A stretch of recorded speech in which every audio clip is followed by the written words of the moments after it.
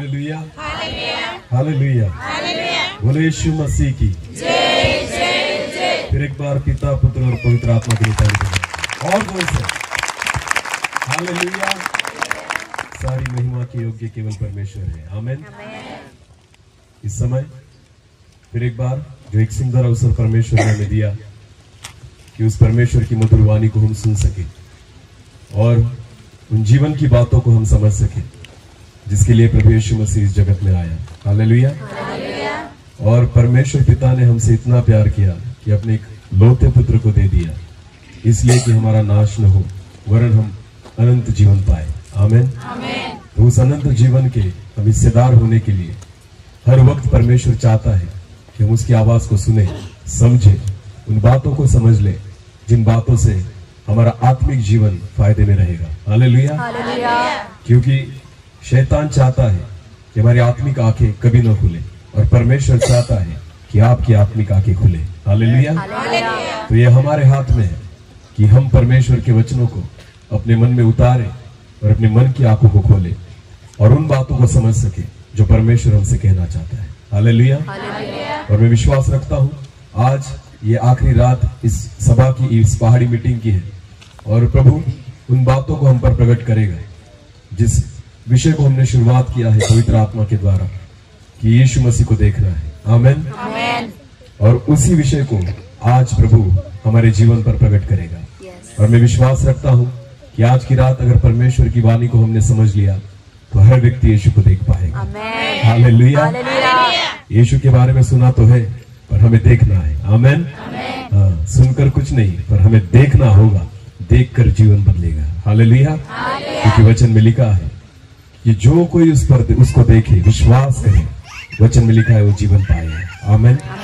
तो वचन की ओर जाएंगे और एक छोटी सी प्रार्थना करेंगे, उसके बाद सीधा वचन की ओर जाएंगे। हमारे स्वर्गीय पिता, मैं आपको धन्यवाद देता हूं, एक सुंदर समय आपने हमें दिया। आज इस पहाड़ी मीटिंग के तीसरे दिन प्रभु आपकी पवित्र उपस्थिति हमारे बीच में है। मैं आपको धन्यवाद देता हूं, सारा आदर और सारी महिमा आपको देता हूं क्योंकि आप ही उस योग्य हैं। प्रभु जी, 3 दिनों से आप हमसे बात कर रहे हैं प्रभु, और आज मैं चाहता हूं, मैं प्रार्थना करता हूं, मैं विनती करता हूं प्रभु, इस आखिरी सभा में आप फिर एक बार हमसे बात कीजिए, उन बातों को हमारे जीवन पर प्रकट कीजिए जो हमारे आत्मिक जीवन के लिए जरूरी है। मैं प्रार्थना करता हूं हमारी आत्मिक आंखें आज खुल जाए कि प्रभु यीशु मसीह को आज हम देखने पाए। ऐसा होने दीजिए प्रभु, क्योंकि पिता अगर हम यीशु को नहीं जानते, यीशु को नहीं देखते तो शायद हमारा जीवन नहीं बदल सकता। प्रभु जी, आपकी इच्छा है कि हम जीवन पाने के लिए यीशु मसीह को आज ढूंढें और उसे देखें। प्रभु, आज आपके वचन के द्वारा आप हमें सिखाइए कि प्रभु यीशु मसीह तक हम कैसे पहुंच सकते हैं, कैसे उसे देख सकते हैं, हमारी मन की आंखों को हम कैसे खोल सकते हैं। प्रभु जी, उन गहरी बातों को आपकी पवित्र आत्मा के द्वारा आज आप प्रकट कीजिए। केवल प्रभु आवाज मेरी हो, शब्द आपके हो प्रभु। मैं अपने मुंह को खोलता हूं इसलिए कि आपके वचनों से और उन गहरी बातों से, उस अभिषेक से आप मुझे भरिए प्रभु। सारी अशुद्धता मुझसे निकल जाए और प्रभु जी, आपके पवित्र आत्मा के द्वारा पवित्र होकर आपके वचन को प्रचार करने के लिए लगने वाली योग्यता मेरे जीवन में आप दीजिए। आपके लहू के पीछे मुझे छुपा लीजिए पिता, और फिर एक बार मेरे जीवन से होकर आप अपने वचनों को प्रकट कीजिए, उस स्वर्गीय वाणी को आप प्रकट कीजिए प्रभु। हम सब आपको सुनना चाहते हैं, मैं खुद आपको सुनना चाहता हूं प्रभु, उस वाणी को सुनना चाहता हूं जो मेरे जीवन को बदल सकती है। प्रभु जी, हर एक व्यक्ति जो यहाँ पर बैठा है वो मुझे सुनने के लिए नहीं वरन आपको सुनने के लिए बैठा है। मैं प्रार्थना करता हूं उस स्वर्गीय वाणी को स्वर्ग खोलकर आज हम पर जाहिर कीजिए और आपकी इच्छा यहाँ पर पूरी होने पाए।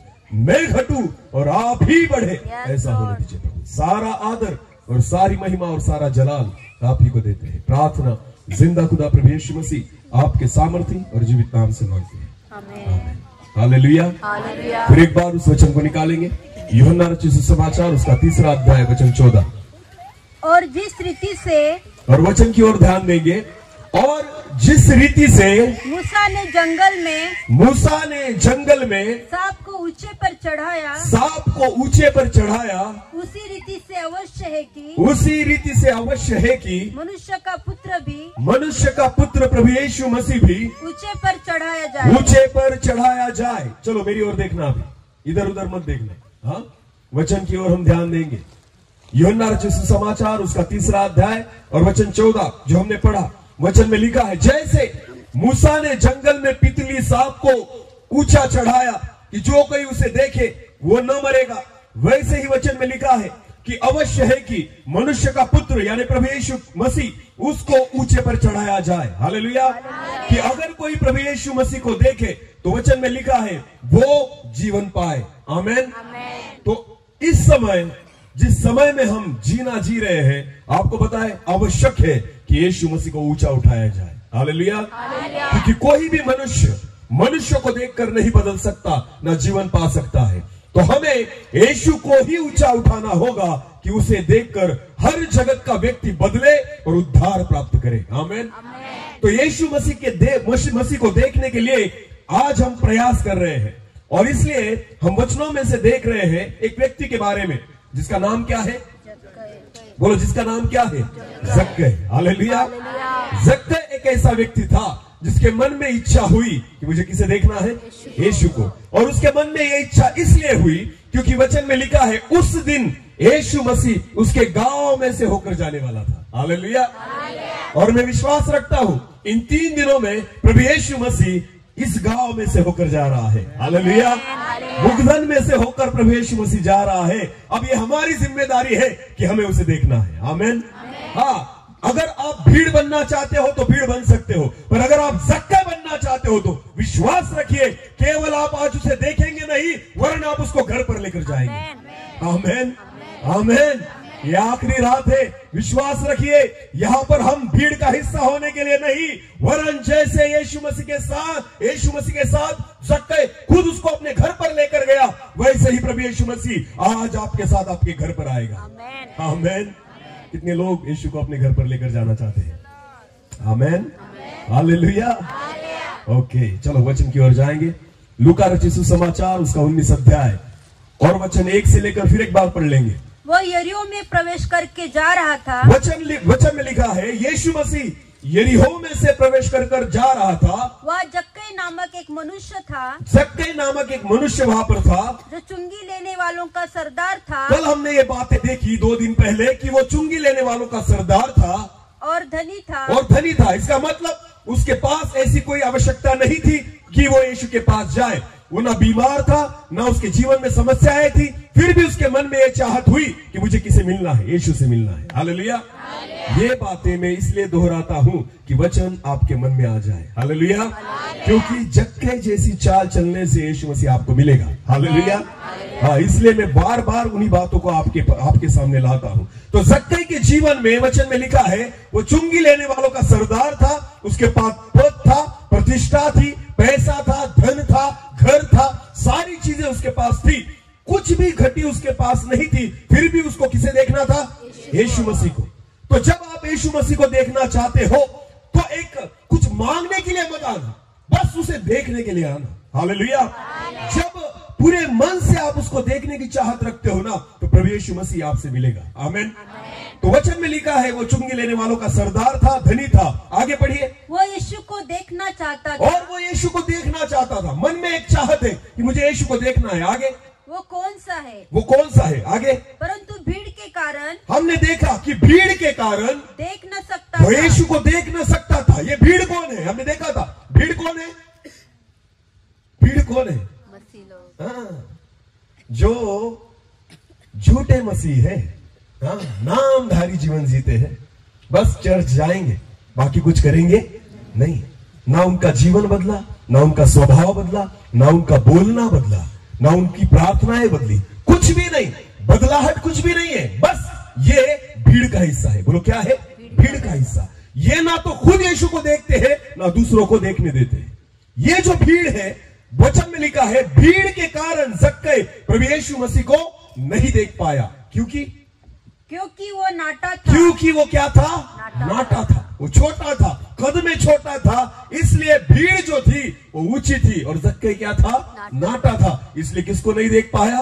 प्रभु यीशु मसीह को नहीं देख पाया। हालेलुया। तो नाटा होना जक्कै के लिए अच्छा था। क्यों?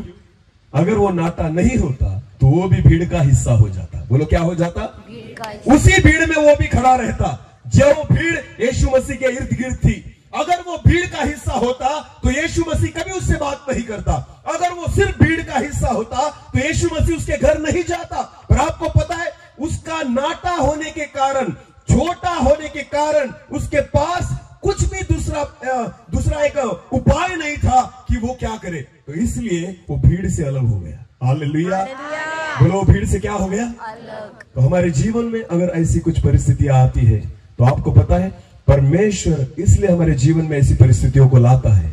आपको लगता है ना सब लोग अच्छे हैं, सब लोग आशीषित है, मेरे ही जीवन में यह समस्या क्यों? क्योंकि प्रभु चाहता है आप भीड़ से अलग हो जाओ। आमीन। प्रभु क्या चाहता है? आप भीड़ से अलग हो जाओ। क्योंकि भीड़ से अलग हुआ व्यक्ति ही व्यक्तिगत रीति से यीशु मसीह को देखता है। आमीन। भीड़ वाले व्यक्ति सिर्फ भीड़ करते हैं, आपको पता है, पर जो व्यक्ति समझ लेता है कि मैं इनसे मैच नहीं होता। हालेलुया। चलो जक्कई कैसा था? बोलो नाटा था। बोलो कैसा था? नाटा था। और बाकी लोग ऊंचे ऊंचे थे। बोलो बाकी लोग तो दोनों मैच कर सकते थे? नहीं। इनकी ऊंचाई से वो मैच करता था? क्या इनके जैसा दिखता था? क्या उसका कद इनके जैसा था? आपको पता है जक्कई एक ऐसा व्यक्ति था जो उन व्यक्तियों से मैच नहीं करता था जो भीड़ का भाग है। हालेलुया।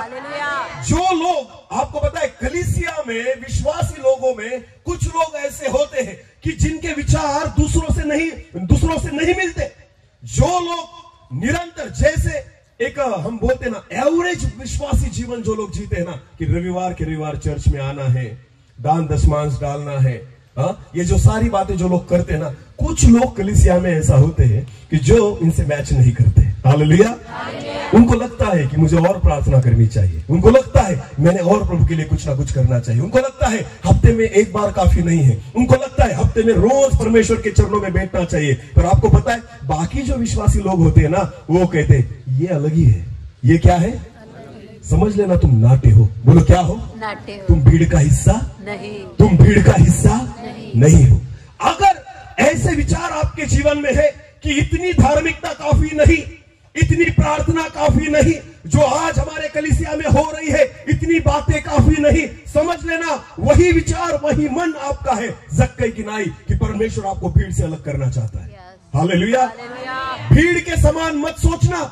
अगर आप भीड़ के समान सोचोगे तो आपका जीवन नहीं बदलेगा, कुछ भी अद्भुत काम आपके जीवन में नहीं हो सकता। वचन में लिखा है, एक बार प्रभु यीशु मसीह अपने 12 चेलों के साथ एक जगह पर गया। वहां पर सब सेवा होने के बाद प्रभु यीशु मसीह ने चेलों से कहा, एक काम करना, तुम उस पार निकल जाओ, मैं बाद में आता हूं। हालेलुया। तो वचन में ऐसा लिखा है कि 12 चेले अपनी नाव में बैठे और वो नाव में से रात के समय जा रहे थे। जैसे वो जा रहे थे तो आधी रात को, वचन में ऐसा लिखा है, उन्होंने देखा कि पानी पर कोई चल रहा है। हालेलुया।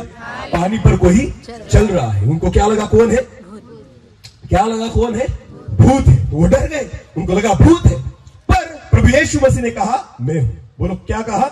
मैं हूं। अभी 12 लोग जो नाव में थे, उन 12 लोगों में से एक व्यक्ति ने कहा, उसका नाम था पतरस। क्या नाम था? पतरस ने कहा, हे प्रभु, अगर तू होगा तो मुझे भी कहे कि मैं भी पानी पर चलूं। हालेलुया। समझ लो एक बात, 12 लोग यीशु के चेले थे, 12 लोग वही बातें सुनते थे, 12 लोगों के साथ प्रभु यीशु मसीह रहता था, 12 लोग प्रभु यीशु मसीह के वचन को, प्रचार को सुनते थे, 12 लोगों ने चमत्कार देखे थे। ये सारे 12 लोग जो थे वो प्रभु यीशु मसीह के साथ जीवन बिताते थे। फिर भी उन 12 में से केवल एक व्यक्ति, जिसका नाम था पतरस, जिसके मन में विचार आया कि प्रभु अगर तू पानी पर चल सकता है तो मुझे भी कह कि मैं भी किस पर चलूं? यीशु ने कहा चल उतरा। हालेलुया। वचन में लिखा है 11 लोग वैसे ही बैठे रहे, केवल पानी पर कौन चला? पतरस। बोलो कौन चला? पतरस। अगर भीड़ का हिस्सा होगे तो पानी पर नहीं चल सकते। आपको भीड़ से अलग होना होगा। आमीन। आपको भीड़ से अलग निकलना पड़ेगा, तब जाकर। अगर पतरस वहीं पर नाव में बैठा रहता तो पतरस पानी पर नहीं चलता। बाइबल में नहीं लिखा जाता कि पतरस पानी पर चला। पतरस इसलिए चल पाया क्योंकि उसको इच्छा नहीं थी कि मैं भीड़ में रहूं। उसने हट लिया, वो बाजू हो गया और उसने कहा मुझे भी पानी पर चलना है। पानी पर सब नहीं चल सकते, 12 में से केवल एक ही चला। हालेलुया।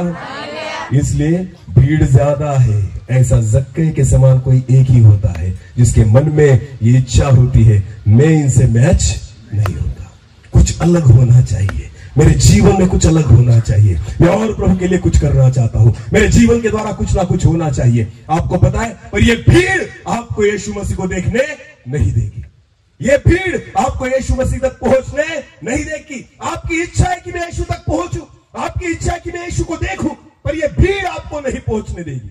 आपको पता है दूसरी एक बात, जक्के धनी व्यक्ति था, बोलो क्या था, पर फिर भी वो जो धनी था और उसकी जो प्रतिष्ठा थी, चुंगी लेने वालों का सरदार था, क्या उसके धन का कुछ फायदा हुआ यीशु मसीह को देखने के लिए? नहीं।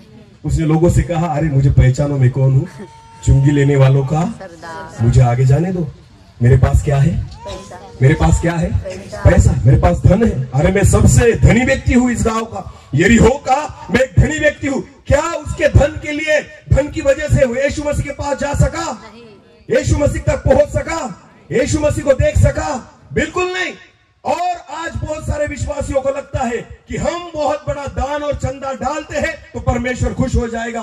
बिल्कुल नहीं। आपके धन के वजह से आप प्रभु यीशु मसीह तक नहीं पहुंच सकते, ये आपको लगता है, पर आपको पता है जक्कई का धन कुछ काम नहीं आया यीशु मसीह तक पहुंचने के लिए। वो किसी को वो बोल नहीं सका कि मैं इतना धनी हूं, मुझे यीशु तक जाने दो। हालेलुया। भीड़ उसको आगे जाने नहीं देती। हालेलुया। आपका धन, आपकी प्रतिष्ठा, आपका सम्मान यीशु मसीह को देखने के लिए कुछ काम का नहीं है। आमेन। हालेलुया। जक्कई को क्या करना पड़ा? आगे बढ़ेंगे, चलो। तब उसको देखने के लिए वह आगे दौड़, वचन में लिखा है, जब भीड़ के कारण वो उसे न देख सका क्योंकि वो नाटा था, तो वचन में लिखा है, फिर एक बार पढ़ो। तब उसको देखने, तब यीशु को देखने के लिए वो आगे दौड़कर एक गुलर के पेड़ पर चढ़ गया। भीड़ को छोड़कर उसे दौड़ना पड़ा। हालेलुया। किसको छोड़कर? भीड़ से अलग होना पड़ा, भीड़ से दूर भागना पड़ा। तब जाकर वो कहां तक पहुंचा? गुलेर के पेड़ के पास। आमेन। हालेलुया। अगर आपको प्रभु यीशु मसीह को देखना है तो भीड़ में नहीं देख सकते, आपको भीड़ से क्या होना होगा? अलग होना होगा। बाइबल में लिखा है, जक्कई ने भीड़ को छोड़ा और कहाँ निकला? गुलर के पेड़। आगे दौड़ा। बोला है, कहाँ दौड़ा? आगे दौड़ा। यानी किसके आगे दौड़ा? भीड़ के आगे। बोलो किसके आगे? जो भीड़ थी ना, उसके आगे दौड़ा। जब तक आत्मिक जीवन में भीड़ से आगे आप नहीं दौड़ते ना, तब तक आप प्रभु यीशु मसीह को नहीं देख पाएंगे। हालेलुया। जो भीड़ प्रार्थना करती है ना, जो भीड़ का आत्मिक जीवन है ना, जो भीड़ का धार्मिक जीवन है ना, जब तक आपका जीवन उनसे न बढ़े, तब तक आप प्रभु यीशु मसीह को नहीं देख पाएंगे। हालेलुया। तो भीड़ का आत्मिक जीवन कौन सा है? केवल रविवार के दिन, बोलो केवल रविवार के दिन चर्च में जाना, ये है भीड़। बोलो ये क्या है? भीड़। 10 रुपए के ऊपर नहीं डालना, ये क्या है? अरे बोलो क्या है? पूरी रीति से दशमांश नहीं डालना, बोलो ये क्या है? हफ्ते में केवल एक बार उपवास करना, ये क्या है? कौन सा दिन? शुक्रवार। बोलो कौन सा दिन? बाइबल में कहा लिखा है कि शुक्रवार के दिन उपवास करो। एक बार मैं रविवार के दिन उपवास में था और मुझे एक व्यक्ति ने बोला, आज तो रविवार है, आज कैसे किया उपवास? वचन में कहा लिखा है कि रविवार को उपवास नहीं करते। लिखा है? ये भीड़ की सोच है। बोलो किसकी सोच है? भीड़ की सोच। जो भीड़ का हिस्सा नहीं, उसके लिए हर वार परमेश्वर का वार है। आमेन। हर दिन परमेश्वर का दिन है। इसलिए हम रविवार के दिन आते हैं और गाना गाते हैं, आज का दिन, और कल का दिन भूतों ने बनाया। आज का दिन यहोवा ने बनाया है, और सोमवार का दिन किसने बनाया? मंगलवार किसने बनाया? बुधवार किसने बनाया? अरे हर दिन मेरे परमेश्वर ने बनाया है। हालेलुया। गीत कब गाएंगे? बोलो बोलो, रविवार। आज का दिन यहोवा ने हम उसने आनंदित हो, आनंदित। इसलिए सोमवार से शनिवार तक रोते रहते हो, क्योंकि आनंदित होने का दिन कौन सा है? बाकी सोमवार से लेकर शनिवार तक रोते रहते हो, बीमारी में पड़े रहते हो, झगड़े करते रहते हो, घर में अशांतता रहती है, क्योंकि खुद के मुंह से गाते हो, आज का दिन अरे बोलो, यहोवा ने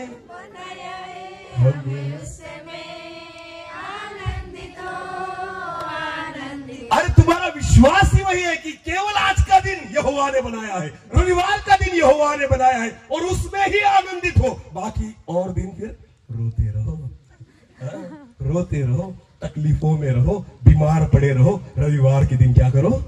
आनंदित हो। इसे कहते हैं भीड़। बोलो, इसे क्या कहते हैं?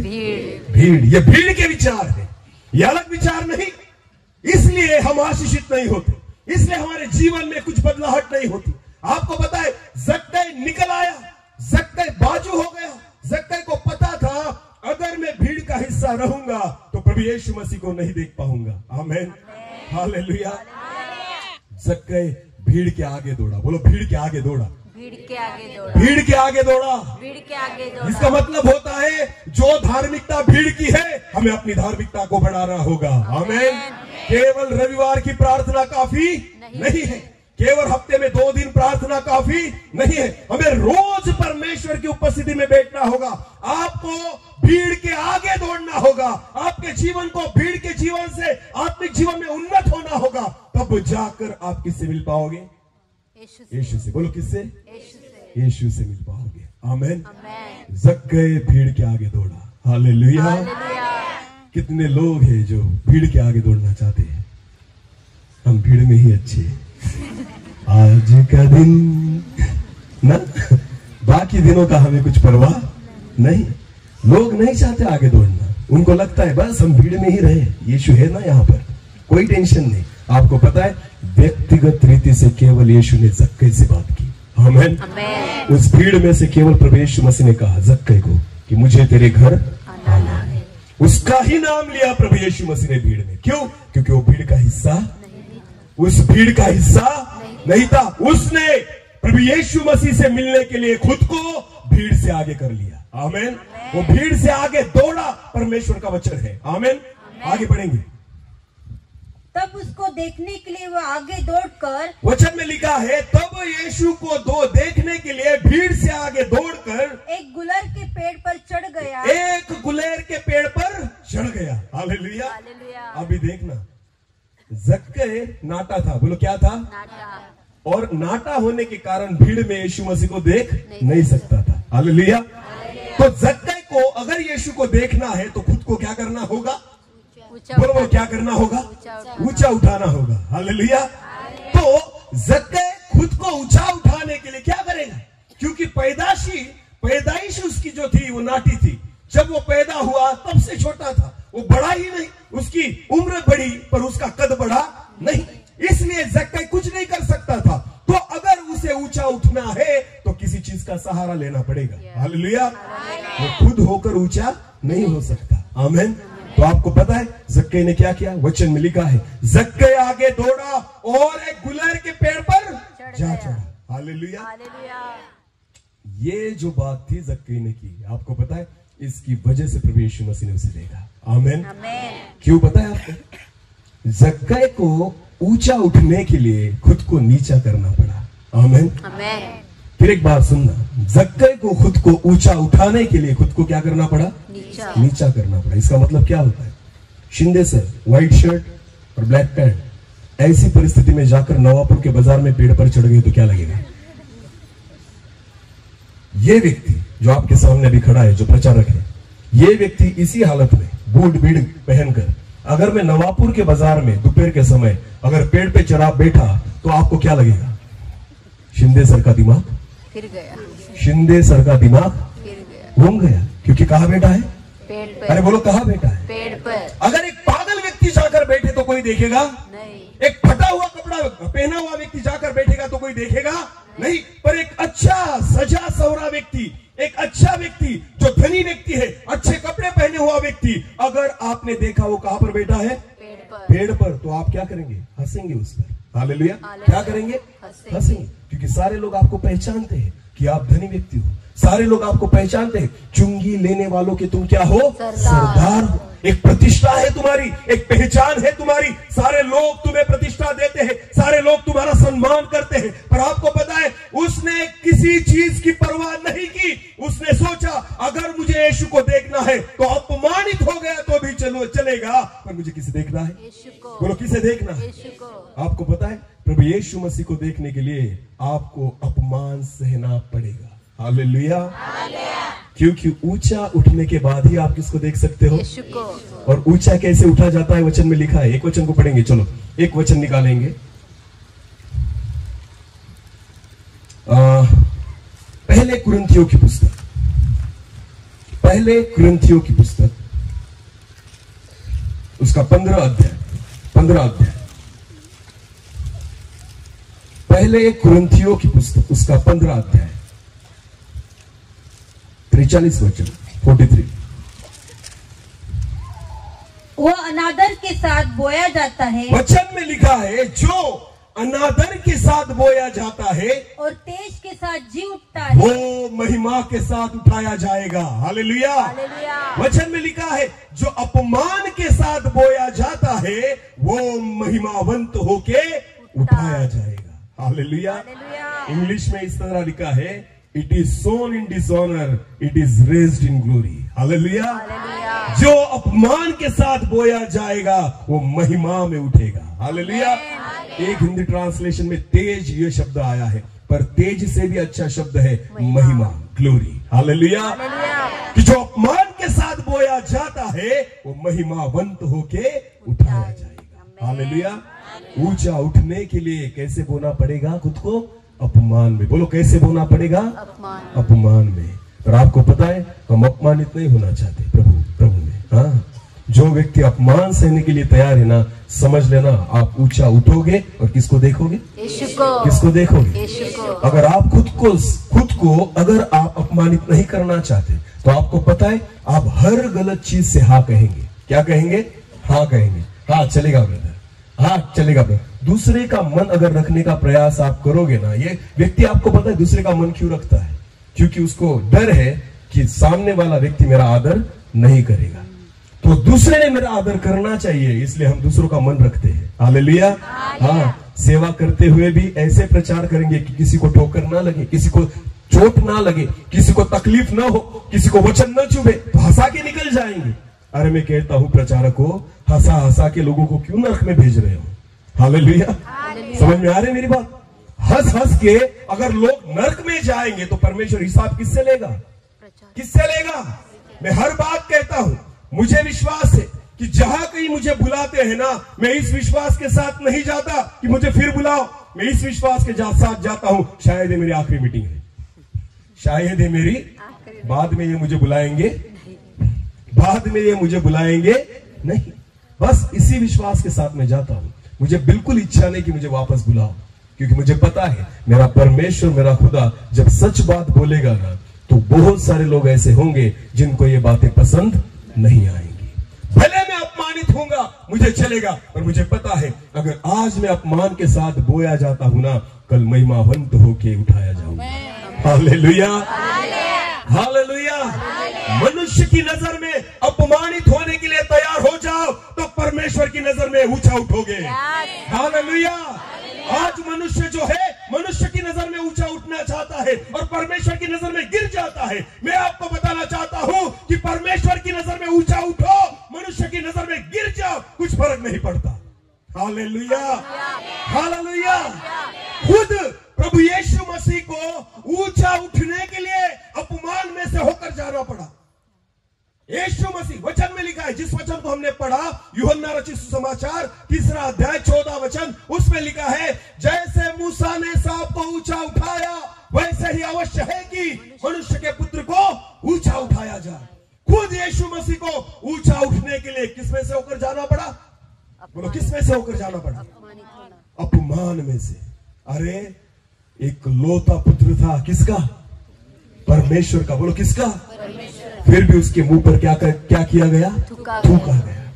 उसको मारा गया, लाठियों से मारा गया, लातों से मारा गया, घूसों से मारा गया, गालियां दी, उसकी निंदा की, उसके बारे में गलत गलत बोला गया।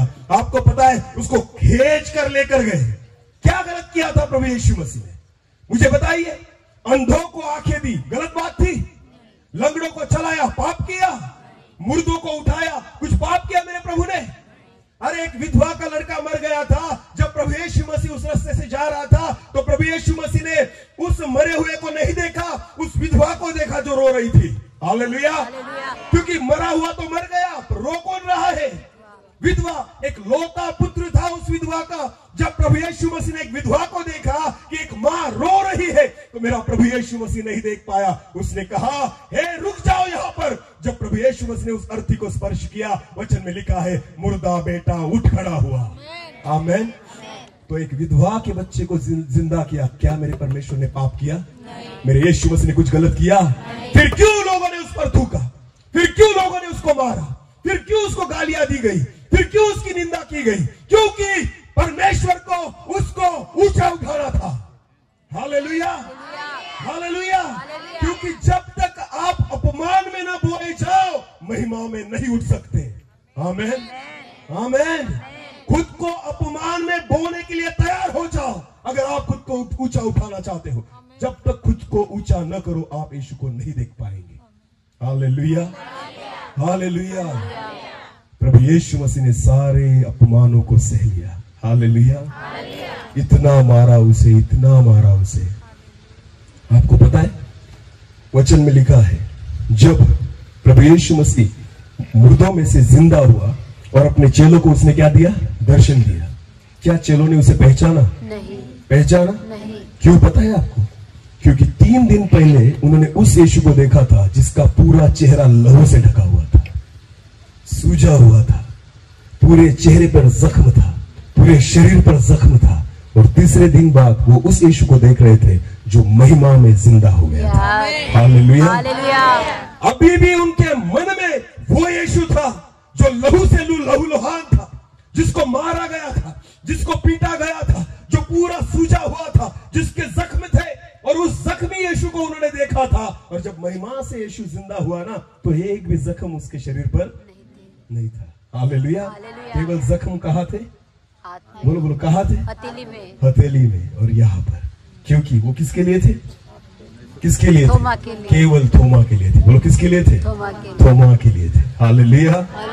उस जख्मों को, पिता को उसने कहा, प्रभु तू मुझे अगर तीसरे दिन उठाएगा ना, फिर भी एक अपमान की जख्म मेरे जीवन में होने रहने देना। कौन सी? इन हाथों में, हथेली में जो कीले टुकेंगे ना मुझे, तो वो जो जख्म रहेगी ना, उसको चंगा मत करना, उसको वैसे ही रहने देना। क्यों? क्योंकि जब तक इस जख्म को थोमा नहीं देखेगा ना, वो विश्वास नहीं रहेगा। हालेलुया। विश्वास। आपको पता है, थोमा उन 12 चेलों में से एक ऐसा चेला था जो प्रभु यीशु पर विश्वास नहीं रखता था।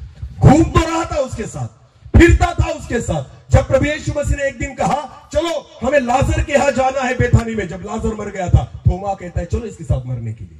थोमा क्या कहता है?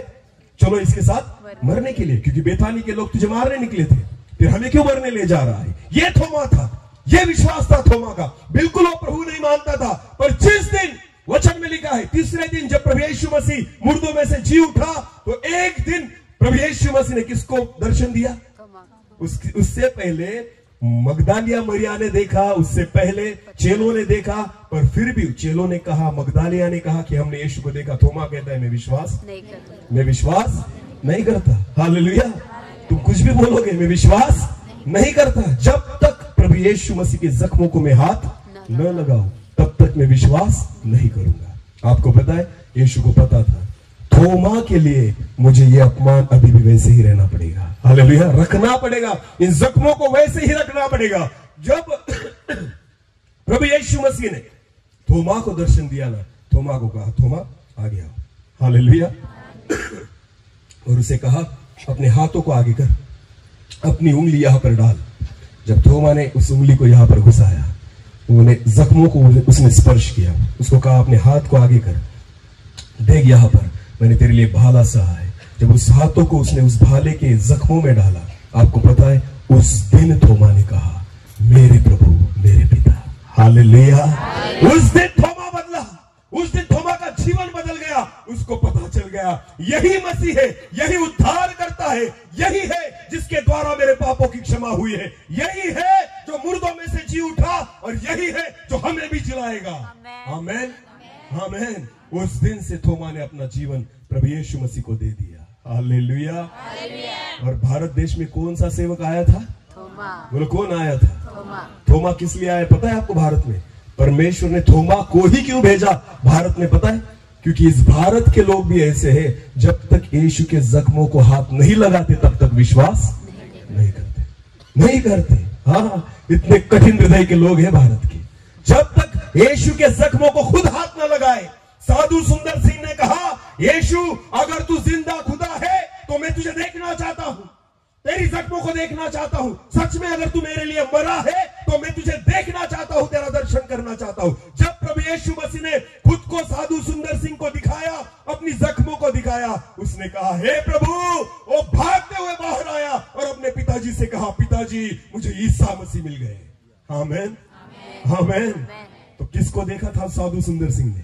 यीशु के जख्मों को। इसलिए थोमा भारत में ही आया, क्योंकि प्रभु ने उसे कहा, ये भी तुझ जैसे ही लोग हैं जो जख्मों को स्पर्श करेंगे, उसके बाद ही विश्वास करेंगे। बिना अनुभव के हम यहाँ पर नहीं बैठे, कुछ ना कुछ चमत्कार अनुभव किए हैं हमने, उसकी जख्मों को हमने स्पर्श किया है, इसकी वजह से हम यहाँ पर बैठे। बिना स्पर्श किए हुए, बिना उसका अनुभव लिए हुए हमने प्रभु यीशु मसीह का अंगीकार नहीं किया। ये भारत के लोग हैं, आपको पता है। इसलिए प्रभु यीशु मसीह ने खुद की जख्मों को वैसे ही रखा था। जब तक यीशु मसीह ने खुद अपमान को नहीं सहा तब तक उसे भी ऊंचा उठाया नहीं गया। मरने के बाद और मरने से जीवित होने के बाद प्रभु यीशु मसीह मसीहा कहलाया गया। हालेलुया।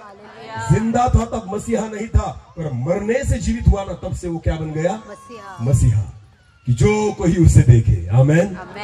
फिर एक बार पढ़ेंगे यूहन्ना रचित सुसमाचार 3 अध्याय 15 वचन को पढ़ेंगे। यूहन्ना 3 और 15। ताकि जो कोई उस पर विश्वास करे, जो कोई उस यीशु पर, मरे हुए में से जिंदा हुए यीशु पर विश्वास करे, वो अनंत जीवन पाए। वो अनंत जीवन पाए। आमेन। अपमान में से जब जी उठा ना, जब ऊंचा उठाया गया, तब जाकर लोगों का उद्धार हुआ है। आमेन।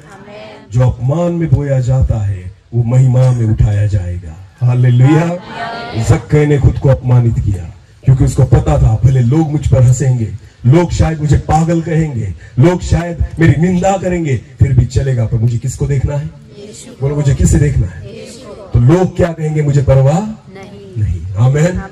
हाँ, बाकी लोग हाथ ऊपर नहीं करते प्रार्थना करते समय, तो आप करो, कोई फर्क नहीं पड़ता लोगों को क्या लगता है। आमेन। हालेलुया।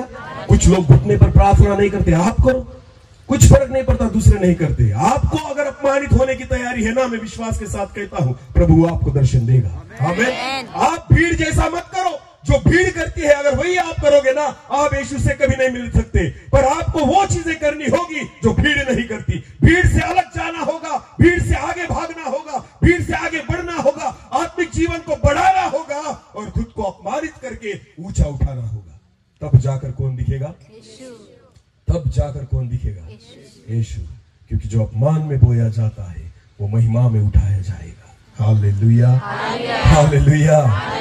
फिर एक बार उसी वचन को पढ़ेंगे, लूका रचित सुसमाचार 19 अध्याय की। जक्कई आगे दौड़ा, तब उसको देखने के लिए वो आगे दौड़कर, तब उसको देखने के लिए जक्कई आगे दौड़कर एक गुलर के पेड़ पर चढ़ गया, एक गुलेर के पेड़ पर चढ़ गया। खुद को अपमानित किया और गुलेर के पेड़ पर चढ़ गया। आगे क्योंकि यीशु उसी मार्ग से जाने वाला, यीशु का मार्ग भी वही है। हालेलुया।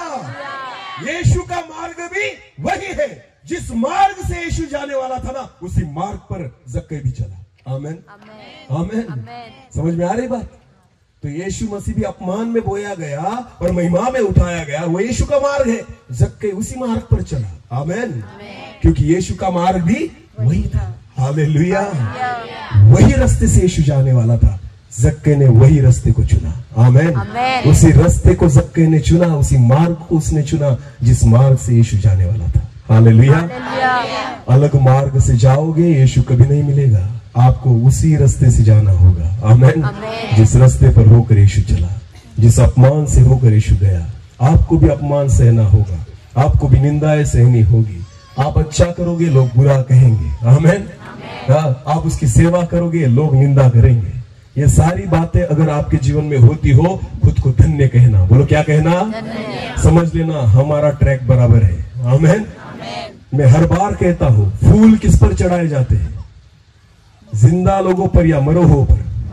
मरे हुओं पर या जिंदा लोगों पर? फूल किस पर चढ़ाए जाते हैं?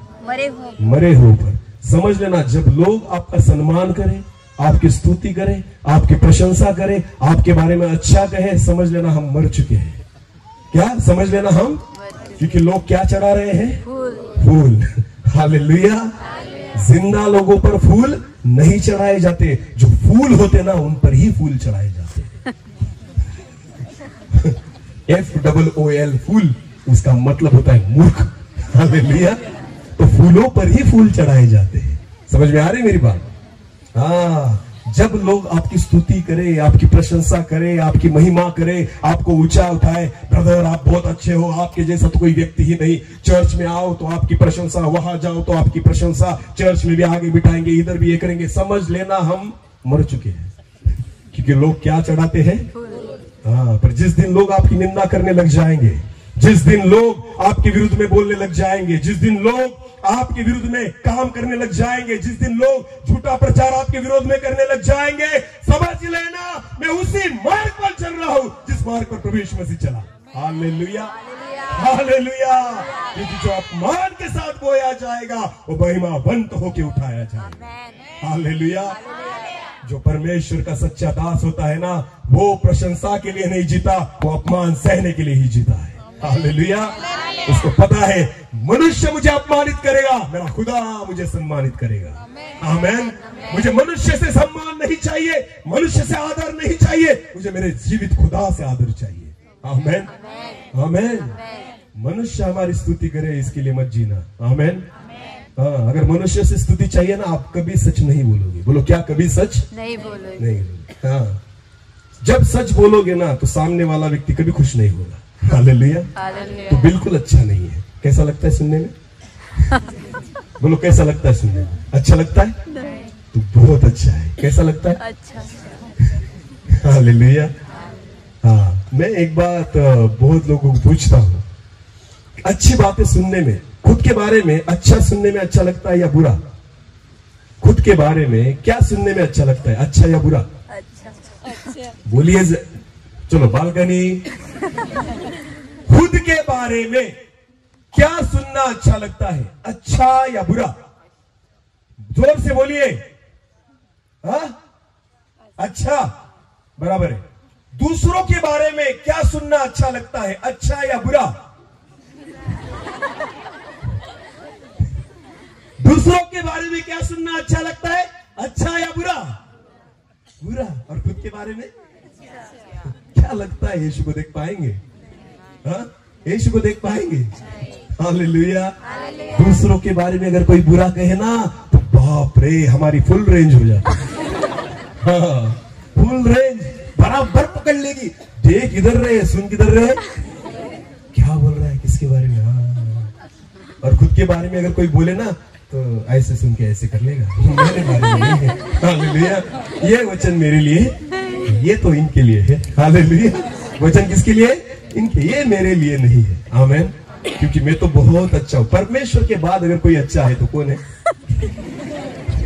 अरे बोलो, परमेश्वर के बाद अगर कोई अच्छा है इस जगत में तो कौन है? मैं हूं। हालेलुया। बाकी ये सारे जो है ना वो लूसीफर के चेले हैं। हाँ, मैं एक ही हूं जो स्वर्ग में जाऊंगा, बाकी ये सब यही पे रहेंगे। अच्छा किसके बारे में सुनेंगे? खुद के बारे में। और बुरा? दूसरों के बारे में। अच्छा लगता है सुनने का, पर अभी तैयारी कर लो खुद के बारे में बुरा सुनने की। हालेलुया। जब तक अपमान को सहना नहीं सीखते तब तक महिमा में नहीं उठाए जाओगे। हालेलुया।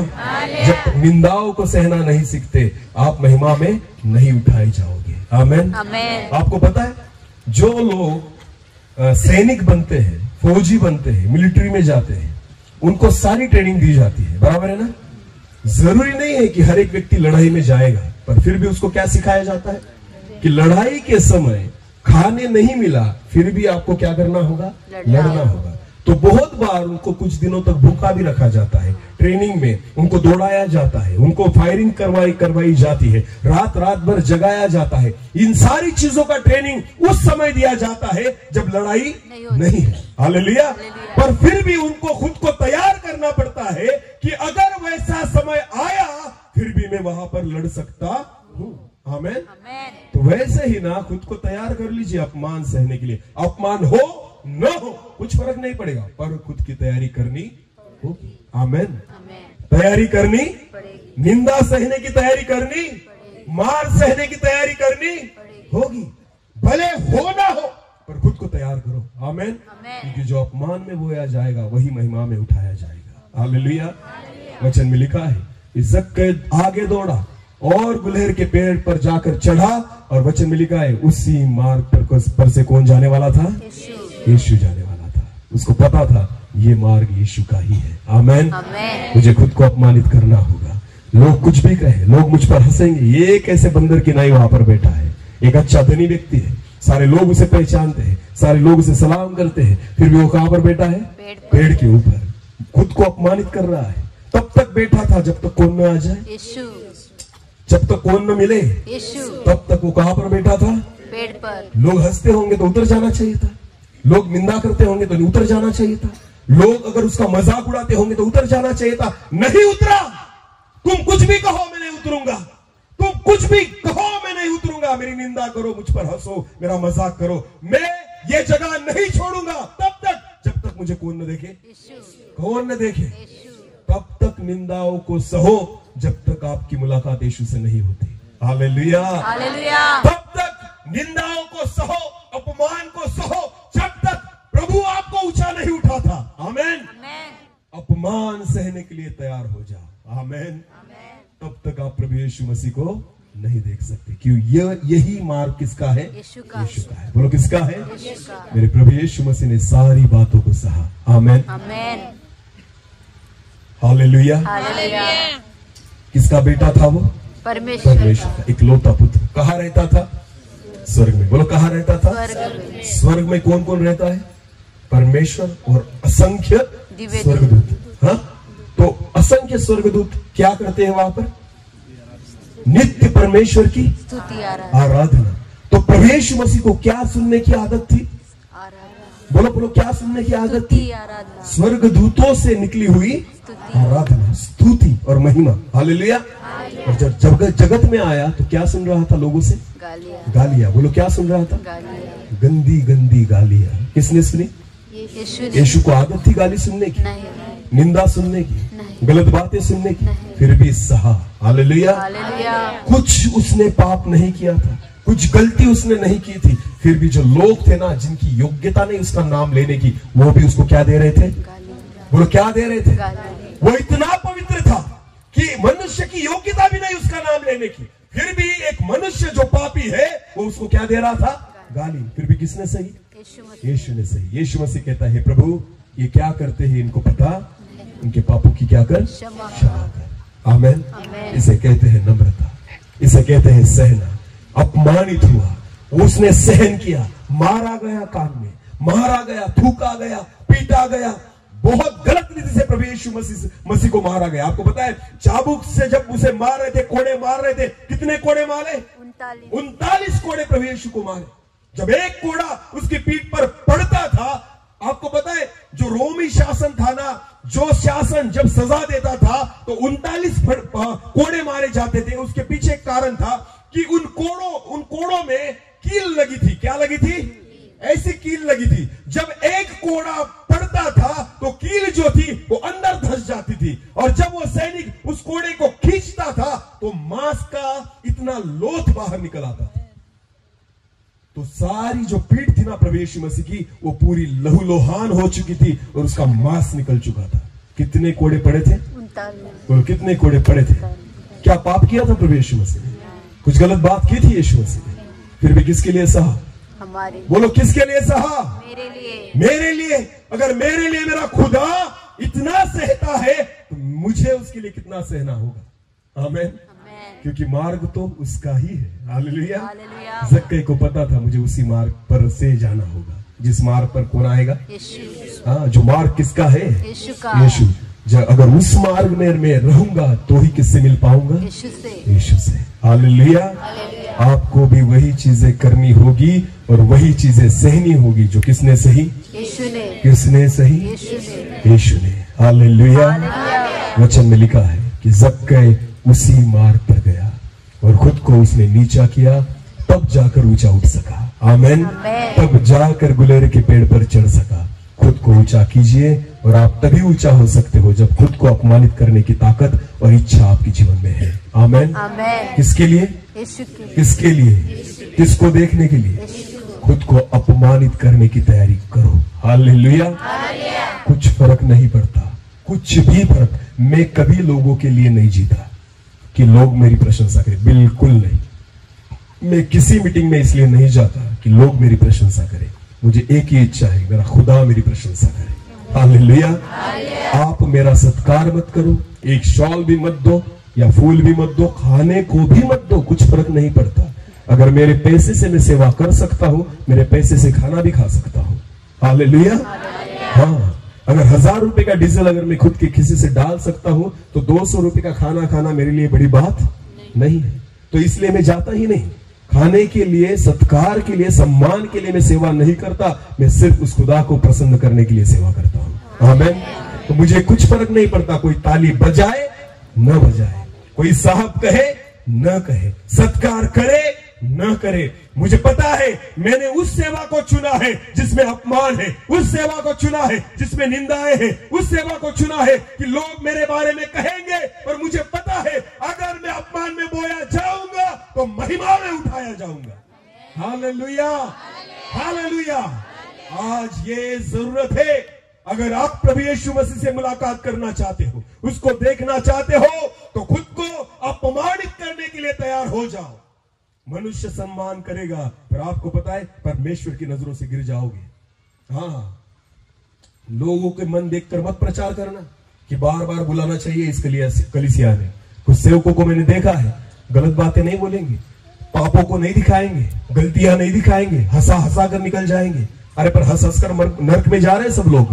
हाँ, उनको पाप दिखाओ, उनकी गलतियां दिखाओ। बहुत सारे सेवकों को मैंने देखा है कि तुम्हारे जीवन में मुझे वही बीमारी दिख रही है, तुम्हारे पैरों में कुछ तकलीफ है, तुम्हारे पीठ में कुछ तकलीफ है, तुम्हारे सिर में कुछ तकलीफ है। अरे उसके जीवन में कौन सा पाप है वो भी दिखाओ, क्योंकि ये तकलीफ लेकर और चंगा होकर भी वो नरक में जाएगा।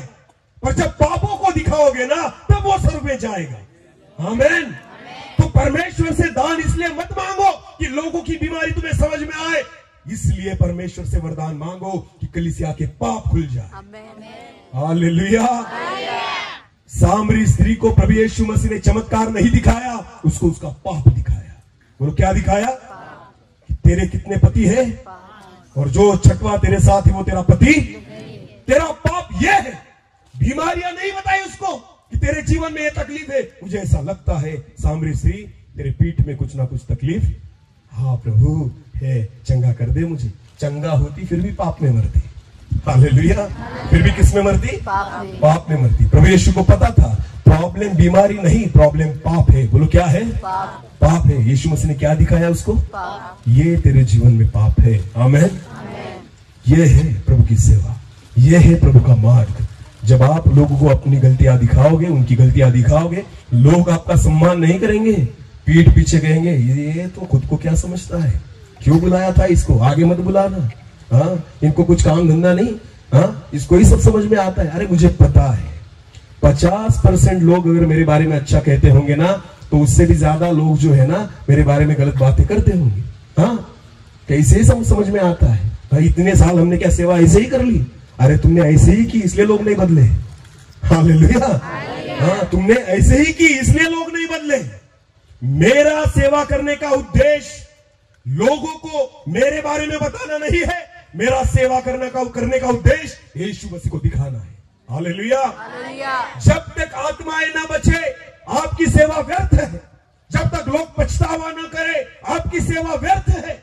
जब तक लोग उद्धार न पाए आपकी सेवा करना व्यर्थ है। कितनी भी बड़ी बड़ी मीटिंग्स आप कर लो, कितने बड़े बड़े कन्वेंशन आप कर लो, कितने बड़े बड़े मीटिंग में आप प्रचार कर लो, पर अगर लोग उद्धार नहीं पाते ना तो सारी चीजें व्यर्थ है। लोग उद्धार तब पाएंगे जब आप उसी मार्ग पर चलेंगे जिस पर कौन चला? यीशु। Hallelujah, hallelujah. लोगों को उनकी गलतियां बताओ। मैं हर समय कहता हूं, बीमारी लेकर स्वर्ग में जाओगे, कंगाल होंगे तो भी स्वर्ग में जाओगे, भीख मांगते होगे तो भी स्वर्ग में जाओगे, झोपड़ी में रहते होगे तो भी स्वर्ग में जाओगे, पर पाप लेकर स्वर्ग में नहीं जा सकते। हालेलुया। तो जरूरत ये नहीं है कि बीमारियों के लिए प्रार्थना की जाए, जरूरत ये नहीं है कि कंगालों के लिए प्रार्थना की जाए, जरूरत ये है कि लोगों के पापों के लिए प्रार्थना की जाए कि प्रभु इन पापियों के पापों को क्षमा कर। ये तब हो सकता है जब लोगों को पता चले कि मैं क्या हूं, पापी हूं। मैं तो सब समझकर बैठे कि मैं तो धर्मी हूं। क्या हूं? हाँ, धर्मी हूं। सब तो यही समझते हैं ना, पापी कौन है? वो। और धर्मी कौन है? मैं। हर एक व्यक्ति को वही लगता है। पापी कौन है? वो। और धर्मी कौन है? आईना देखा है? आईना। बहुत छोटे बच्चे जो होते हैं ना, आईने से खेलते हैं। कैसे खेलते हैं पता है आपको? वो खुद को नहीं देखेंगे, वो क्या करेंगे, बाहर जाएंगे दिन के समय और सूरज की रोशनी आती है ना उसमें, तो आईने पे सूरज की रोशनी लेंगे और दूसरे के मुंह पर चमकाएंगे। देखा है आपने? हाँ, तो दूसरे के मुंह पर हमारे मसीह लोग भी वैसे ही करते हैं। परमेश्वर के वचन को लेते हैं और दूसरे के मुंह पर चमकाते हैं। मेरे लिए नहीं था, किसके लिए था? हाँ, बोलो, किसके लिए था? हाँ, दूसरे के मुंह पर चमकाएंगे, ये तेरे लिए था। अरे बेवकूफ, ये तेरे ही लिए था। हाँ, दूसरा आशीषित होगा तो वैसे ही रह जाएगा पापी। वचन किसके लिए? बोलो, मेरे लिए। मेरे लिए। बोलो, किसके लिए? मेरे लिए। दूसरों के मुंह पर मत चमकाओ, ये वचन दूसरों के लिए था। ये किसके लिए था? मेरे लिए था। हालेलुया। अगर मैं अभी भी अगर एक सवाल पूछूं ना, किसको गारंटी है कि मैं स्वर्ग में जाऊंगा? Full guarantee. कितने लोग हाथ ऊपर करेंगे? हाँ, बोलो, कितने लोग हाथ ऊपर करेंगे? क्या फायदा मीटिंग में आकर अगर गारंटी नहीं स्वर्ग में जाने की? हालेलुया। करते आराधना, करते वर्शिप, आते मीटिंग में मुंह उठाकर, और फिर भी गारंटी? फिर भी गारंटी? कितने साल हो गए प्रभु यीशु मसीह पर विश्वास रखकर? कितने रविवार हम आए, कितनी मीटिंग्स कर ली, कितनी भक्ति कर ली, फिर भी अभी तक विश्वास नहीं है। कहां जाएंगे? बोलो, कहां जाएंगे? तुमसे अच्छा तो वो चोर था। कभी मीटिंग में गया? कभी वचन का प्रचार सुना? उसके जीवन में कुछ चमत्कार हुआ? फिर भी प्रभु यीशु मसीह ने कहा, आज तू मेरे साथ सुखलोक में होगा। आमेन, आमेन। क्योंकि एक ही बॉल था और रन कितने निकालने थे? 6। कितने? लास्ट बॉल में सिक्सर मार दिया उसने। आमेन। बोलो, क्या किया लास्ट बॉल में? तुम तो कसौटी खेल रहे हो फिर भी जीतते? हाँ, ओवर का तो ठिकाना ही नहीं। जितने बॉल चाहिए उतने हमारे पास। उसके पास लास्ट बॉल थी। बोलो, कितनी बॉल थी? उसको डिसाइड करना था, जीतूंगा या हारूंगा। हालेलुया। उसने क्या किया? जो लास्ट बॉल थी ना, प्रभु यीशु मसीह का, प्रभु जब तू तेरी महिमा के साथ आए मुझ पापी की याद। आमेन। अभी नहीं चाहिए मुझे जीवन, मुझे वो अनंत जीवन चाहिए जो तू दे सकता है। आमेन। लास्ट बॉल में सिक्सर मार दिया। 6 रन बाकी थे जीतने के लिए, जीत गया। आमेन, जीत गया। हालेलुया। विश्वासी लोगों, कितने बॉलों को गवा दिया हमने। हाँ, कितने ओवर्स को गवा दिया हमने, फिर भी जीतने का चांस नहीं है। चोर को देखो, कुछ नहीं किया था, धर्मी जीवन 0 था, फिर भी कहा गया? कहा गया? सुखलोक में। आपको पता है प्रभु यीशु मसीह के 12 चेलों में से कोई पहले सुखलोक में नहीं गया यीशु मसीह के साथ। कौन गया? चोर। कौन गया? चोर। तो क्या फायदा इतना यीशु मसीह के साथ घूम घूम कर 3.5 साल तक? यहूदा कहा गया? यहूदा कहा गया? बोलो, अधोलोक में। बोलो, कहा गया? और चोर कहा गया? वो उन 12 में से नहीं था, फिर भी सुखलोक में यीशु के साथ निकल गया। और ये 12 में से था, फिर भी कहा गया? अधोलोक में निकल गया। हाँ, तो ये हमें चुनना होगा। आमेन, हालेलुया। जक्कई की नाई उस मार्ग पर चलो जिस मार्ग पर कौन चला? यीशु मसीह। फिर एक बार उसी वचन को पढ़ेंगे। तब उसको देखने के लिए वो आगे दौड़कर एक गुलर के पेड़ पर चढ़ गया। एक गुलेर के पेड़ पर चढ़ गया, क्योंकि यीशु उसी मार्ग से जाने वाला था। क्योंकि यीशु उसी मार्ग से जाने वाला था।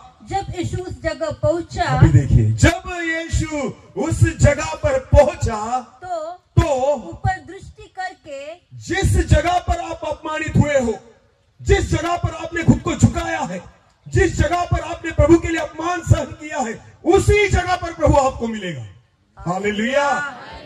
जहां पर आपने खुद को झुकाया है, जहां पर आपने प्रयत्न किया है कि मुझे यीशु को देखना है, ध्यान देकर सुनना, यीशु मसीह उसी जगह पर आकर रुका। हालेलुया। जहां पर कौन चढ़ा था? बोलो बोलो, कौन चढ़ा था? फिर एक बार पढ़ेंगे उस वचन को। जब यीशु उस जगह पहुंचा, जब यीशु उस जगह पर पहुंचा जिस जगह से जग के ऊपर चढ़ा था। हालेलुया। खुद को नीचा किया था उसने, खुद को अपमानित किया था उसने। आपको पता है, उसी अपमान की जगह पर प्रभु आपको महिमा देगा। हालेलुया। आज जो लोग आपकी निंदा करते हैं ना, मैं विश्वास के साथ कहता हूं, वही लोग सम्मान करेंगे। आमेन। पर खुद को मत ऊंचा उठाओ, प्रभु आपको ऊंचा उठाएगा। हालेलुया। खुद को मत ऊंचा उठाओ, बिल्कुल नहीं। मैं विश्वास के साथ कहता हूं, प्रभु आपको वहीं पर मिलेगा जहां पर लोगों ने आपका अपमान किया था। आमेन।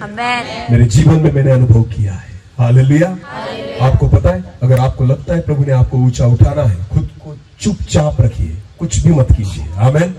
हाँ, अपमान सही है, निंदा सही है, चुपचाप रहिए। मैं विश्वास के साथ कहता हूं, जब आपका वक्त आएगा, यीशु आपके साथ खड़ा होगा और प्रभु आपको पुकारेगा। आमेन। वहीं पर यीशु आपको मिलेगा जहां पर यीशु के लिए अपने अपमानों को सहा है। आमेन। आमेन। मैं व्हाट्सएप पर चेक कर रहा था, देख रहा था कि अभी 22 तारीख या 25 तारीख कुछ तो भी मैंने पढ़ा ग्रैंड स्टेंस के बारे में। इसके बारे में ग्रैंड स्टेंस, आपको पता है ग्रैंड स्टेंस कौन थे? एक परमेश्वर के दास जो ऑस्ट्रेलिया से आए थे और जिन्होंने उड़ीसा में सेवा की। कहां सेवा की? उड़ीसा में। ग्रैंड स्टेंस और उनके 3 बच्चे थे। कितने बच्चे? 3। एक का नाम तिमोथी, दूसरे का फिलिप और बच्ची एस्तेर। उनकी लड़की, उसका नाम था एस्तेर। ग्रैंड स्टेंस और उनकी पत्नी और उनके 3 बच्चे उड़ीसा में रहते थे। कहां रहते थे? उड़ीसा में। कुछ साल पहले जब वो उड़ीसा में रहकर परमेश्वर की सेवा कर रहे थे, आपको पता है, वो कुष्ठ रोगियों की सेवा करते थे। किसकी? कुष्ठ रोगियों की। उसके बाद जो लोग अनाथ है उनकी, जो विधवाएं उनकी, जिनके पास घरदार नहीं उनकी, ऐसे लोगों की सेवा करते थे और प्रभु यीशु मसीह के वचन के प्रचार करते थे। आमेन। जब कुछ साल पहले जब वो वहां पर थे उड़ीसा में, एक रात वो एक जगह पर एक गांव में मीटिंग करने के लिए गए। उनके साथ उनके 2 बच्चे थे, फिलिप और तिमोथी। छोटे बच्चे थे, जैसे यहाँ पर थियोफिल है, बस इतने। सोया? उठ उठ उठ, खड़ा हो। हाँ, देखो, फिलिप और तिमोथी बस इसके समान थे। किसके समान? इस बच्चे के समान। बैठ नीचे। फिलिप और तिमोथी इसके समान थे और वो उस रात अपने पिता के साथ, यानी किसके साथ? ग्रैंड स्टेन के साथ उस गांव में मीटिंग के लिए गए। सुनो मेरी बात, जब रात को मीटिंग खत्म हुई तो घर जाने के लिए उनके पास उस रात को वो जा नहीं सकते थे और वहां पर सोने के लिए अच्छी जगह नहीं थी। तो उन्होंने सोचा कि आज रात हम अपनी गाड़ी में सोएंगे। तो उनकी जो कार थी, उस कार में, उस गाड़ी में अपने दोनों बेटों को, एक बेटे को इधर पिछली सीट पर और दूसरे बेटे को इधर लेकर वो सीट पर बैठे बैठे ही सोए थे। और उसी वक्त रात को 12 बजे के बाद कुछ लोग भगवे झंडे लेकर आ गए और लाठियां लेकर आ गए और आने के बाद जोर जोर से नारे लगाने लग गए और ग्राहम स्टेन जिस गाड़ी में थे उस गाड़ी पर पत्थर फेंकने लग गए। क्या फेंकने लग गए? पत्थर फेंकने लग गए। अभी दोनों बच्चे उठ गए, ग्राहम स्टेन भी उठ गए। वो डर गए थे कि ये क्या हो रहा है। बहुत भीड़ गाड़ी के आजू बाजू जमा थी, वो सब उसे मारने वाले थे।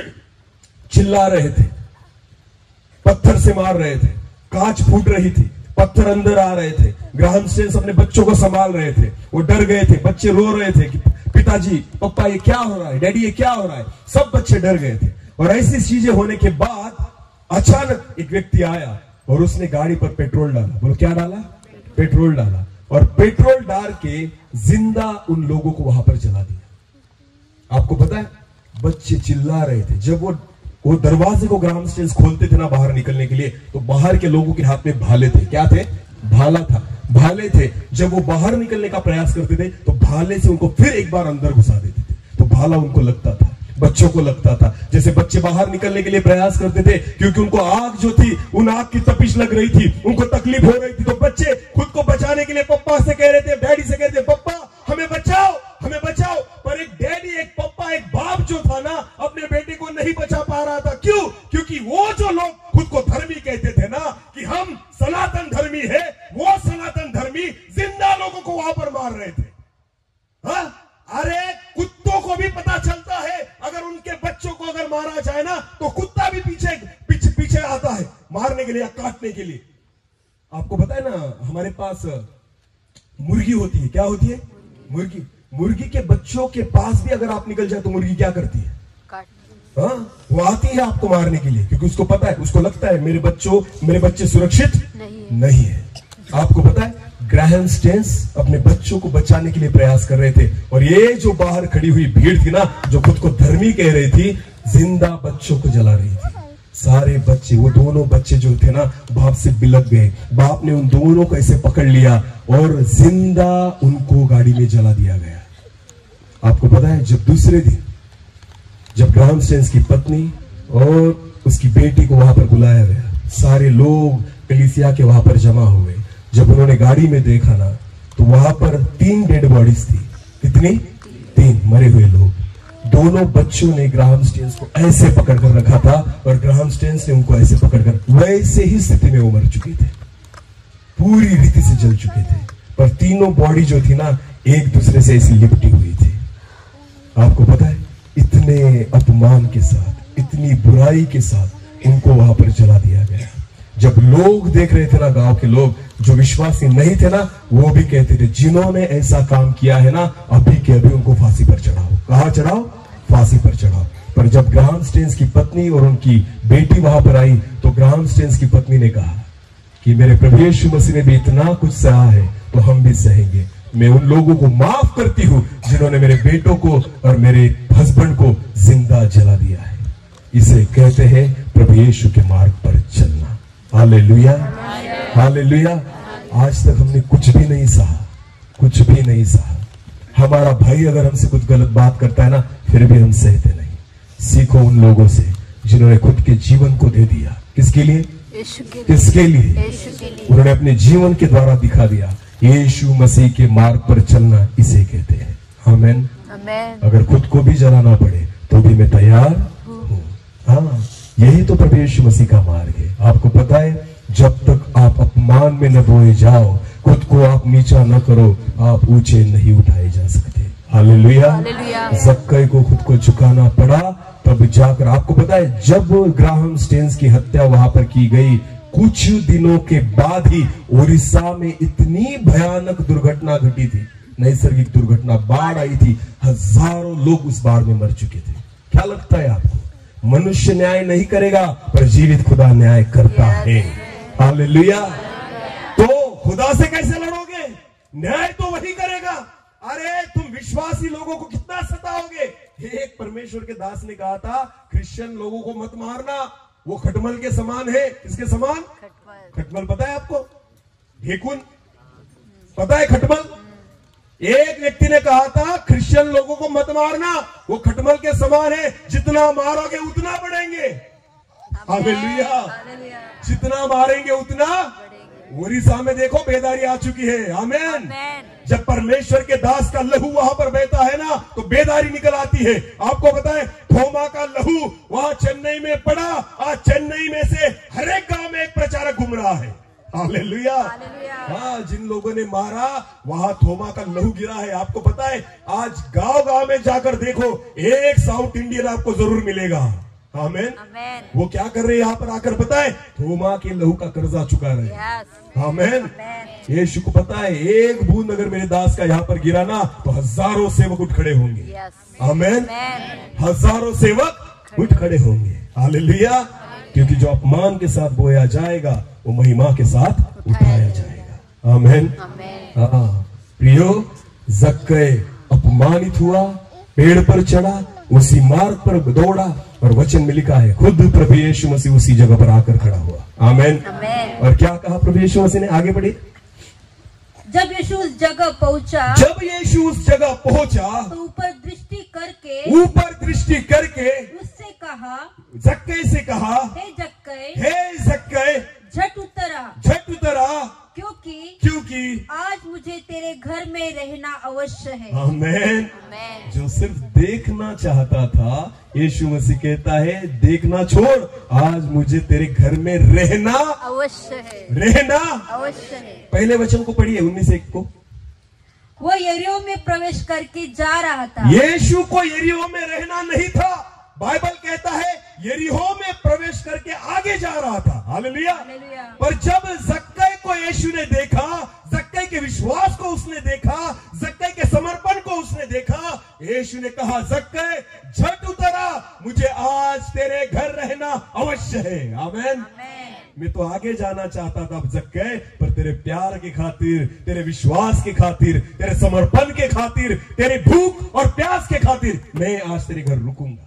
आमीन। आमीन। जब जक्कई की नाई आप खुद को तैयार करोगे ना, मैं विश्वास के साथ कहता हूँ यीशु आज आप सबको कह रहा है मैं आज तेरे घर रुकूंगा। आमीन। तो कितने लोग चाहते हैं प्रभु यीशु मसीह को साथ लेकर जाना चाहते हो, जाना चाहते हो, तो यीशु मसीह को जक्कई के समान ढूंढो। आमीन। हाँ, केवल तकलीफों में नहीं, केवल मांगने के लिए नहीं, सुख में भी उसको याद करना। आमीन। हाँ, जैसे जक्कई सुख में उसके जीवन में सारा धन था, संपत्ति थी, फिर भी यीशु मसीह को ढूंढने निकला। हालेलुया। जब भीड़ उसके आगे थी, भीड़ की वजह से उसको देख नहीं पा रहा था क्योंकि वो नाटा था, आगे दौड़ा, भीड़ के आगे दौड़ा, अपनी आत्मिकता को उसने बढ़ाया, अपनी धार्मिकता को उसने बढ़ाया। अगर मैं यीशु को इस धार्मिकता में नहीं देख सकता तो मुझे मेरी धार्मिकता बढ़ानी होगी। आमीन। मुझे मेरी प्रार्थना बढ़ानी होगी, उपवास में बढ़ना होगा, आत्मिक जीवन में बढ़ना होगा, पर मुझे किसको देखना है? यीशु को देखना है। हालेलुया। जब तक यीशु न दिखे प्रयास करो। आमीन। प्रयत्न करो, खुद को अपमानित करने की भी अगर जरूरत हो तो अपमानित हो जाओ। विश्वास के साथ कहता हूँ वही पर यीशु आपको मिलेगा। आमीन। जहाँ खुद को आपने नीचा किया और ऊंचा उठाया, विश्वास रखना यीशु खुद आएगा आपसे मिलने के लिए। आमीन। हाँ, खुद आएगा यीशु आपसे मिलने के लिए। वचन में लिखा है ढूंढोगे तो तुम पाओगे। हाँ, हम ढूंढते नहीं इसलिए मिलता, परमेश्वर की इच्छा है ढूंढो तो तुम पाओगे। हालेलुया। जो अपमान के साथ बोया गया वो महिमा के साथ उठाया गया। हालेलुया।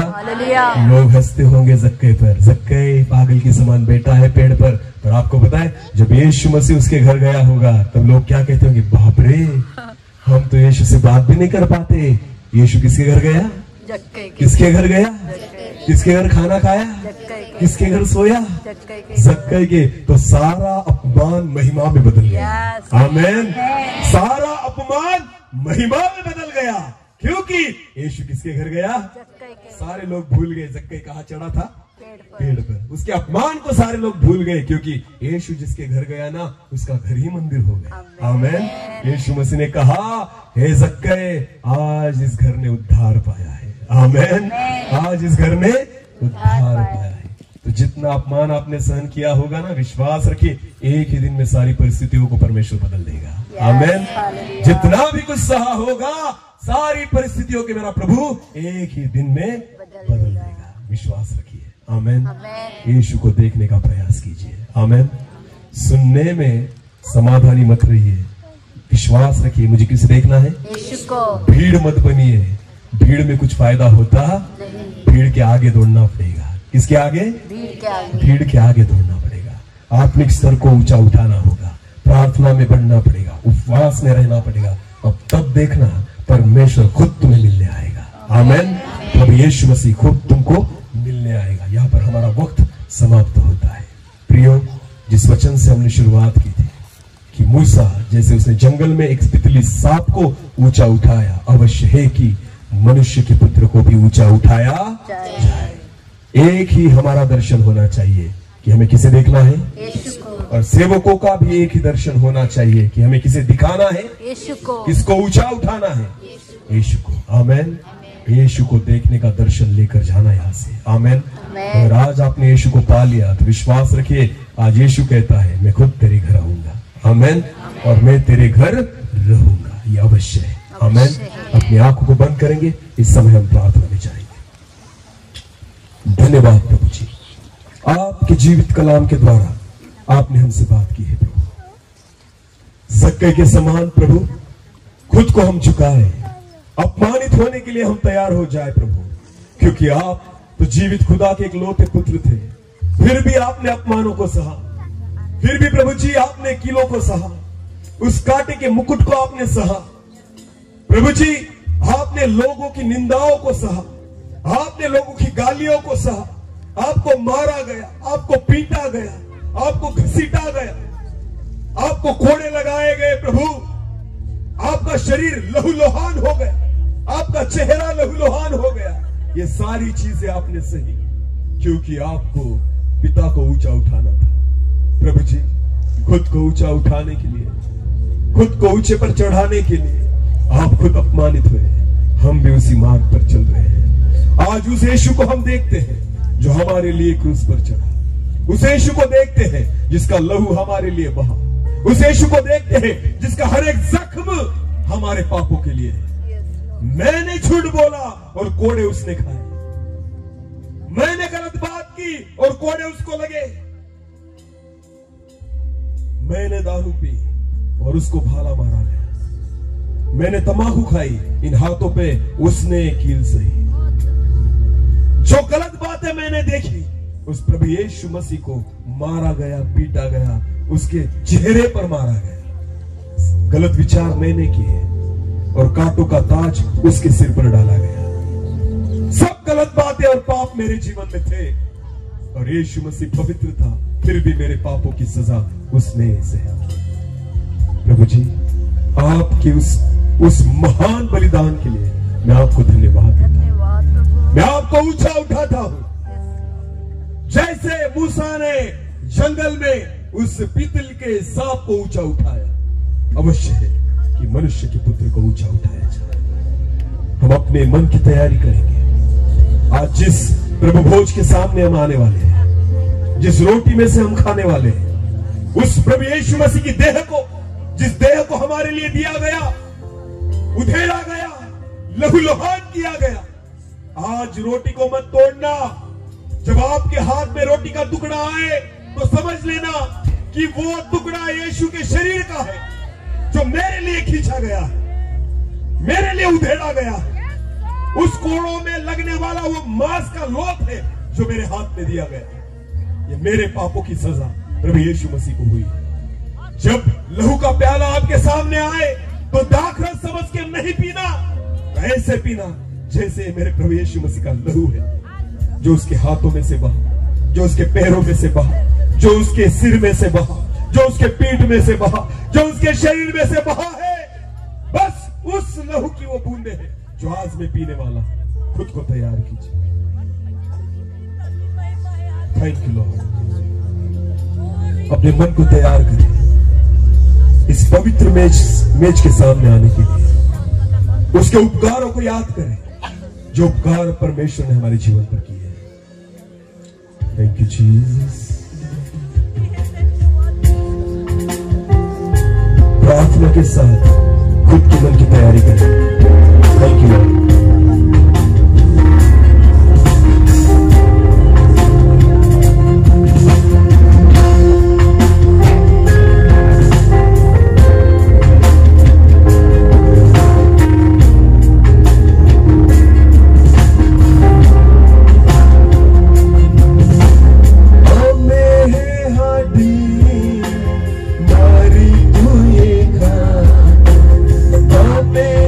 Happy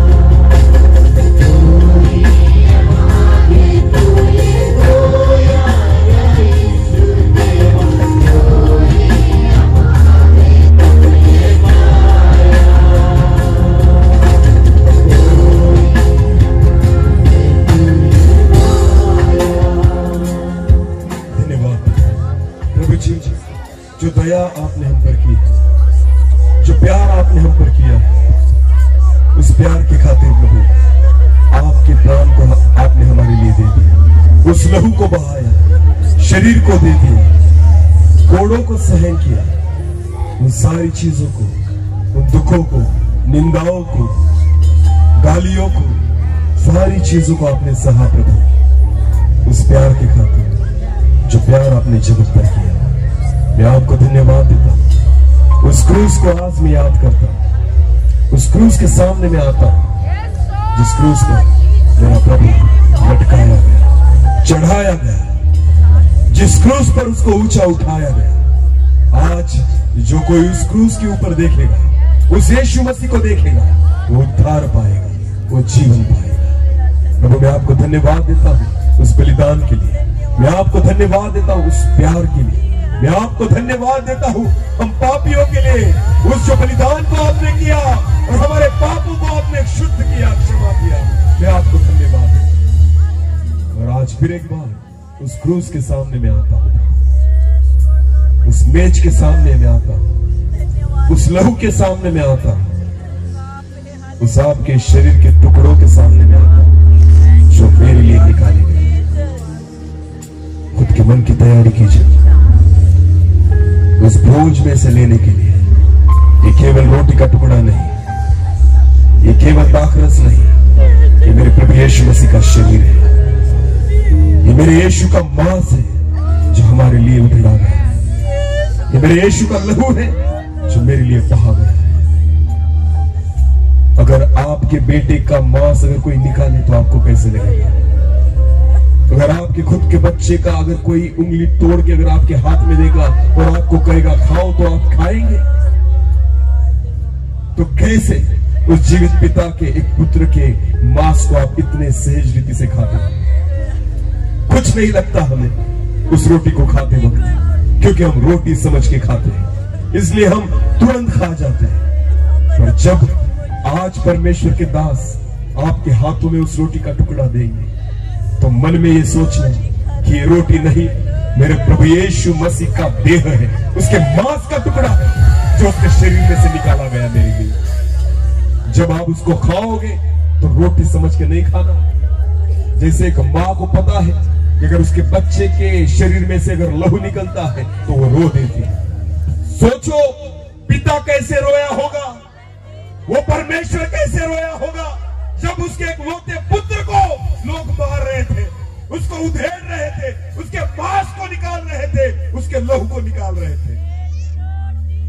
आज जब उस रोटी को अपने हाथ में लोगे तो रोटी समझ के बिल्कुल मत खाना, मेरे प्रभु यीशु मसीह का देह समझ के खाना। जब उस दाखरस को आपके हाथों में दिया जाएगा तो दाखरस समझ के मत पीना, मेरे प्रभु यीशु मसीह का लहू है जो मेरे लिए बहा है, उस लहू को समझ के पीना। मैं विश्वास के साथ कहता हूं, आप सहज रीति से नहीं खा पाओगे और सहज रीति से नहीं पी पाओगे। प्रियो, आज पछतावे के साथ, आंसुओं के साथ, टूटे हुए मन के साथ इस प्रभु भोज में हम जाएंगे और उस देह को और उसके लहू को हम खाएंगे। इसी रीति से हम परमेश्वर के मेज की ओर जाएंगे। अपनी आंखों को हम बंद ही रखेंगे। जिस वचनों को मैं आज पढ़ने जा रहा हूं, आंखें बंद कर कर ही उस वचनों को हम सुनेंगे। ने बियारी के पीछे कटोरा भी लिया और कहा, ये कटोरा मेरे लहू में नई वाचा है, जब कभी पियो तो मेरे स्मरण के लिए यही किया करो। क्योंकि जब कभी तुम यह रोटी खाते और इस कटोरे में से पीते हो तो प्रभु की मृत्यु को जब तक वह न आए प्रचार करते हैं।